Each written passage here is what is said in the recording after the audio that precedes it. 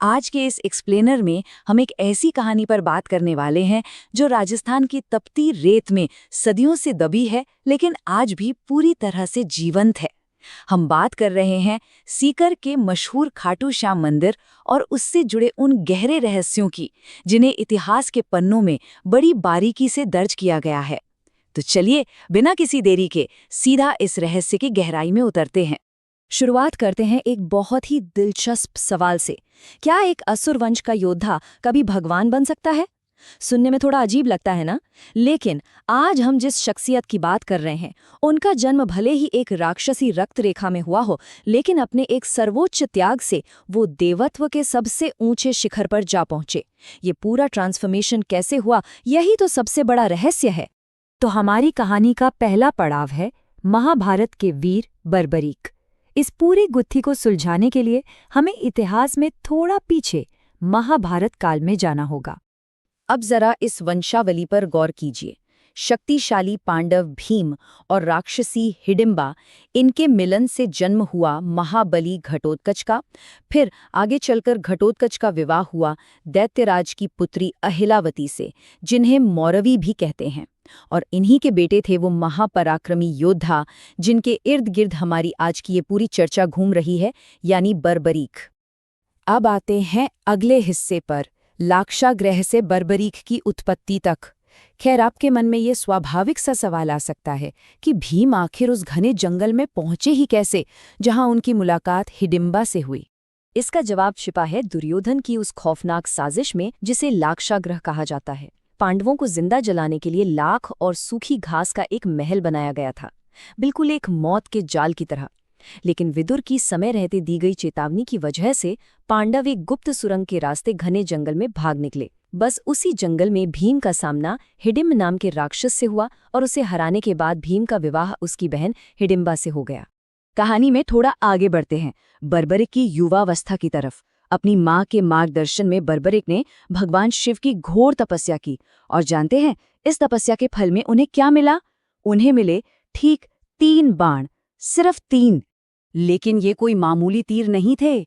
इनकी ताकत का अंदाजा आप इस बात से लगा सकते हैं कि बर्बरीक इन 3 बाणों से पूरी की पूरी सेना को पलक झपकते ही खाक कर सकते थे और बाण वापस उनके तरकश में लौट आते। सरल शब्दों में कहें तो अगर बर्बरीक चाहते तो अकेले ही महाभारत का पूरा युद्ध बस कुछ ही पलों में खत्म कर सकते थे। इतनी असीम शक्ति थी उनके पास।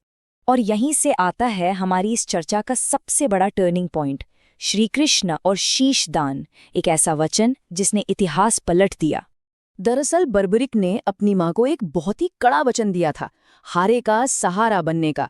मतलब युद्ध में जो भी पक्ष हार रहा होगा वो हमेशा उसी की तरफ से लड़ेंगे। अब सोचिए, ये कितना बड़ा विरोधाभास था। अगर वो हारते हुए पक्ष का साथ देते तो सामने वाला हारने लगता, फिर उन्हें पाला बदलना पड़ता, और इस तरह पाला बदलते बदलते अंत में पूरी की पूरी सेना ही खत्म हो जाती। इस भयंकर तबाही को भांपते हुए खुद श्री कृष्ण ने एक साधारण ब्राह्मण का भेष बदला और बर्बरीक को रास्ते में रोक लिया। उन्होंने बर्बरीक की ताकत का टेस्ट लिया। बर्बरीक ने एक ही तीर से पेड़ के सारे पत्तों को भेद दिया, यहां तक कि उस पत्ते को भी जिसे कृष्ण ने अपने पैर के नीचे छुपा रखा था। ये देखकर ब्राह्मण रूपी कृष्ण ने उनसे एक ऐसा वरदान मांग लिया जिसकी किसी ने कल्पना भी नहीं की थी। उन्होंने मांगा शीशदान, यानी अपने सिर को धड़ से अलग करके दान कर देना, जो ईश्वर के प्रति पूर्ण समर्पण की निशानी है। और हैरानी की बात देखिए, बर्बरीक ने बिना एक पल की भी हिचकिचाहट के अपना शीश काट कर दे दिया।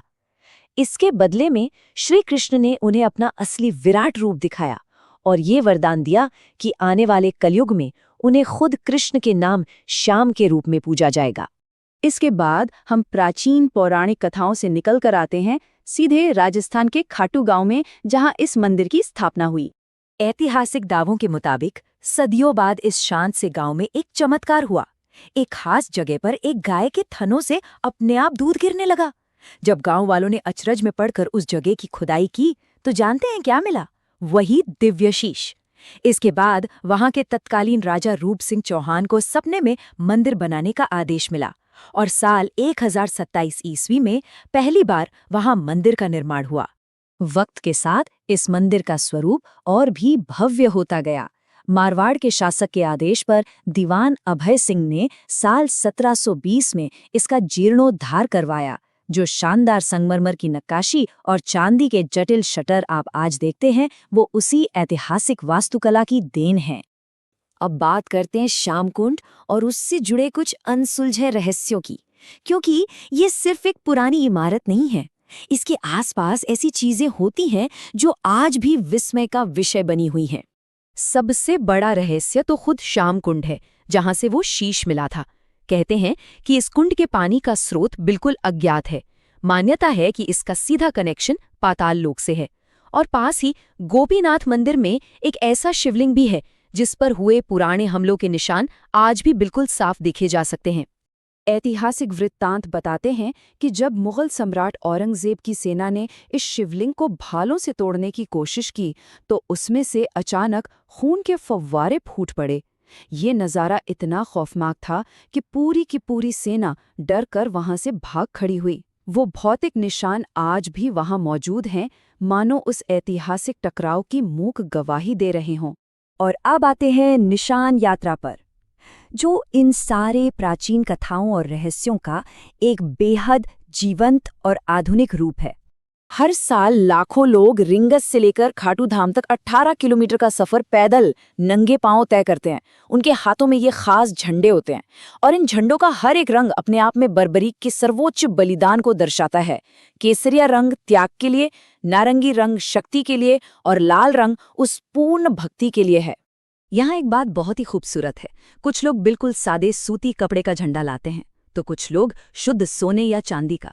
लेकिन सच तो ये है कि देवता केवल आपके हृदय की शुद्धता को तौलते हैं, धातु की कीमत को नहीं। ये समर्पण और भावना का असली प्रतीक है। और जैसे जैसे हमारा ये एक्सप्लेनर अपने अंतिम पड़ाव पर पहुंच रहा है, एक जयकारा है जो राजस्थान की हवाओं से उठकर पूरी दुनिया में गूंज रहा है। हारे का सहारा, खाटू श्याम हमारा। ये सिर्फ एक नारा नहीं है, ये उस हजारों साल पुराने वचन का आधुनिक स्मरण है। तो अंत में जरा इस बारे में सोचिए, अगर अपना सब कुछ न्योछावर कर देने वाला एक योद्धा पूरी दुनिया का रक्षक बन सकता है, तो आज की इस भागदौड़ भरी जिंदगी और हमारे रोजमर्रा के संघर्षों में ऐसी कौन सी अदृश्य शक्तियां हैं जो हमें रास्ता दिखा रही हैं? ये कहानी हमें याद दिलाती है कि हजारों साल पुराने बलिदान आज भी हमारे विश्वास की नींव कैसे मजबूत करते हैं। इस चर्चा में हमारे साथ जुड़े रहने के लिए बहुत बहुत धन्यवाद।